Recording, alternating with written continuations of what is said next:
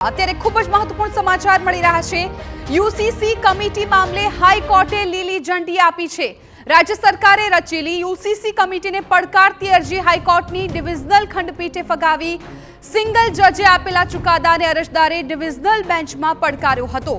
કમિટીની રચના કરવી એ સંપૂર્ણપણે રાજ્યનું એક્ઝિક્યુટિવ કાર્ય તેવું હાઈકોર્ટે કહ્યું। બંધારણ દ્વારા રાજ્યને અપાયેલા પાવર મુજબ કમિટીની રચના કરવામાં આવે। ત્યારે અમારા સંવાદદાતા રોનક વર્મા આ મામલે વધુ જાણકારી આપવા માટે ફોન લાઈન પર જોડાઈ ગયા છે। રોનક, યુસીસી કમિટી મામલે હવે આખરે હાઈકોર્ટની લીલી ઝંડી મળી ગઈ। રાજ્ય સરકાર સિવિલ કોર્ટે કરવા માટે પિટિશનની રચના કરવામાં આવી હતી અને ત્યારબાદનું કાર્ય થયું હતું। સુરતના એક અરજદાર દ્વારા આજે રાજ્ય સરકાર દ્વારા રચિત કમિટી છે તેને ગુજરાત હાઈકોર્ટમાં પડકાર આપવામાં આવ્યો હતો। ત્યારે અગાઉ સિંગલ જજ દ્વારા આ જે કમિટી છે તેને યોગ્ય ઠેરવી હતી અને રાજ્ય સરકારને આ પ્રકારની કમિટીનું ગઠન કરવાનો યોગ્ય બંધારણીય પાવર છે તે પ્રકારનું અવલોકન છે તે કર્યું હતું।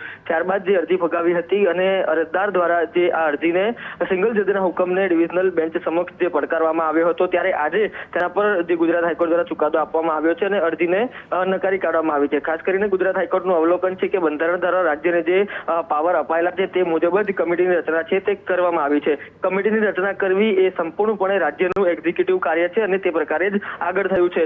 આ પ્રકારની કમિટીમાં કોઈ પણ પ્રકારના જ્યુડિશિયલ રિવ્યુની જરૂરિયાત નહીં હોવાનું પણ હાઈકોર્ટે જે પોતાનો મત આપ્યો છે। એટલે કે હવે જે યુસીસીનું કાર્ય છે તે સંપૂર્ણપણે આગળ વધી શકશે। જે ન્યાયિક પ્રક્રિયામાં વિલંબ હતો, જે ન્યાયિક પ્રક્રિયાના કારણે કાર્ય અટવાયેલું હતું, તેમાં ક્યાંક ને ક્યાંક હવે લીલી ઝંડી મળશે અને જે કાર્ય છે તે આગળ વધશે।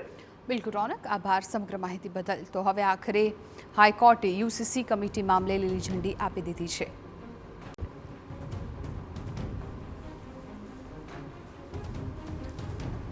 તો યુસીસી મામલે લીલી ઝંડી આપવામાં આવી છે। મહત્વપૂર્ણ છે કે સુરતના એક અરજદારે અરજી કરી હતી પરંતુ હાઈકોર્ટે એ અરજી ફગાવી દીધી છે અને તેમણે કહ્યું છે કે રાજ્ય સરકારનું એક્ઝિક્યુટિવ વર્ક છે એટલે આખરે હવે યુસીસી કમિટીને લઈને હાઈકોર્ટે આ અંગે નિર્ણય સંભળાવી દીધો છે। હાઈકોર્ટ તરફથી લીલી ઝંડી મળી ચૂકી છે।